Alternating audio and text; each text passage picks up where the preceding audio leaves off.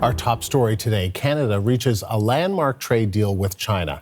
It involves Beijing lowering tariffs on Canadian canola and seafood, and Canada allowing tens of thousands of Chinese-made electric vehicles into the Canadian market. In addition, Prime Minister Mark Carney says the new partnership includes a collaborative approach to tackle political interference and transnational crimes.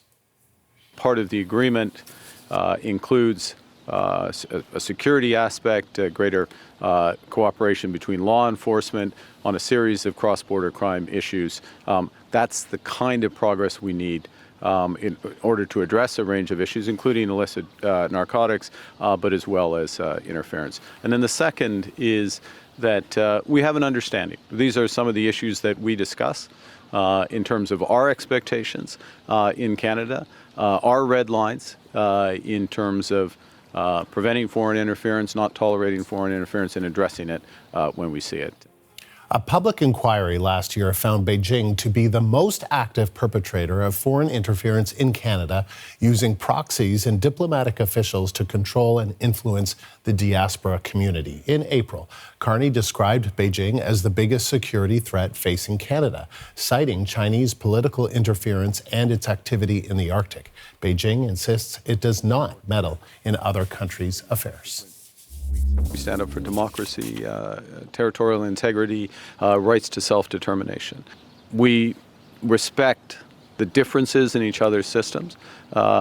It does mean that our cooperation is more focused and more limited, but to have the effective relationship, we have the direct conversations. We don't grab a megaphone and have the conversations that way. The Prime Minister is also making it clear the new partnership will include collaboration on human rights issues, despite both countries having what Carney described as different systems.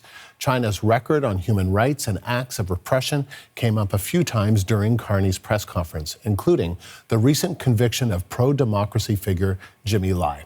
The Prime Minister says Lai's situation was broadly talked about over the past few days, including the Canadian-led G7 statement last month that called for his release. Even though the Prime Minister says human rights were part of the discussions, my next guest worries that this new trade deal with China could come at a cost. Joining me now is Sherap Therchin. He is the Executive Director at the Canada-Tibet Committee, and he has been sanctioned by the People's Republic of China for the past year. He joins me in the studio, and I appreciate you coming in to talk to us, Sherap. So tell me, what went through your mind when you heard about this trade deal between Canada and China today? Thank you, Andrew, for having me. Well, one of my first thought is that I do understand Canada's need to diversify its trade. Mm-hmm. But as someone who's sanctioned by the Chinese government along with 19 other Canadians, and as someone who has testified on public inquiry on foreign interference, and who have heard many other Canadians speaking on the issue of foreign interference, I'm a little bit cautious and concerned about the future impact of this deepened and more engaged trade relationship with China. I think Canada's and China's definition of human rights are, I would say, quite different. And for that matter, Canada welcoming this engagement on national security issues at the senior level, which was remarked during this visit, is also quite concerning, because China describes and defines national security issues, even for those who talk about human rights issues, including for Tibetans and Uyghurs. When we were sanctioned last year, we were basically deemed as threat to national security, sovereignty, and development interests. In Canada, when someone's protest and speak on human rights issues, they are not detained, they are not deemed as national security issue. So I'm a little concerned, but also on trade issue, I'm a little concerned about the lack of transparency of the supply chain linked to the Chinese electric vehicles. Mm-hmm. What's not really discussed and known much about the electric vehicles is that it sources its lithium battery mostly from Tibet. Tibetan region serves as close to 85% of lithium battery source to China's electric vehicle, mostly for the BYD company. So we did write to Prime Minister's office about it. Mm-hmm. I testified before the Standing Committee on International Trade on this issue. So I hope they had a chance to discuss it, but I'm not quite sure. And so, when you say you've been sanctioned, what does that mean for you? What is that like in terms of your everyday life? How does that impact you?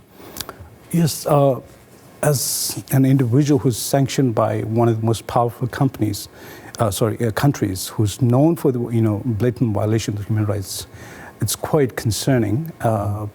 But it didn't deter me or my colleagues to continue our work. We knew that the testifying on the issue of Chinese electric vehicle would be considered as extremely sensitive by Chinese government, especially by someone who was sanctioned last year. But we still went ahead with it. But on everyday life, it's we have to watch our back. We have to be really cautious even on small things like using your mobile and laptop. Trying to use VPN to make sure that we're not being tracked. So it's really, it does challenge our daily life.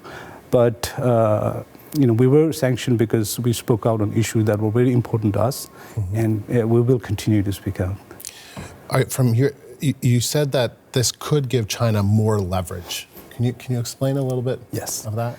I think China has historically used its trade advantages into coercing other countries to silence on issues that are again deemed as a national security threat. So I grew up in Nepal, and I remember in 90s and early 2000s we were allowed to commemorate Tibetan National Uprising Day. We were allowed to celebrate His Holiness the Dalai Lama's birthday openly. But as Nepal deepened its trade relationship with China, many of those things got actually curtailed. The space to speak out on simple things got really limited. So I'm afraid, going by the trend of China's, deepening trade relationship with many other countries, if we see the similar level of, practices in Canada, it would be very concerning for diaspora groups like Tibetans and Uyghurs. Are you disappointed in the Prime Minister? Are you disappointed in the language that he used, in paraphrasing, but we have to accept the world as it is. We have different systems. We do bring up human rights, but we don't use a megaphone. We do it sort of more quietly, like all of what he had to say in that Well, I'm not sure if I could use the word disappointment, but as I said earlier, I do understand, that Canada's need to diversify its trade relation at this current time. But at the same time, China doesn't see the world as it is. It tries to change the world. So for us to, say that we don't see the world as it is, but rather, to see that as it is and not trying to change based on our wish, I think it would. The existence of China's foreign interference in Canada, which has been covered very well by media, and which has been, I think, proven well now. And Prime Minister himself said this, during the election time, that China is a major threat in terms of foreign interference. So yes, it's concerning, and China certainly doesn't see the world as it is. It really tries to change the world in terms of coercing, and trade is definitely a big tool for that. Appreciate you taking the time very much. Thank you. That is Sherap Therchin. Thank you.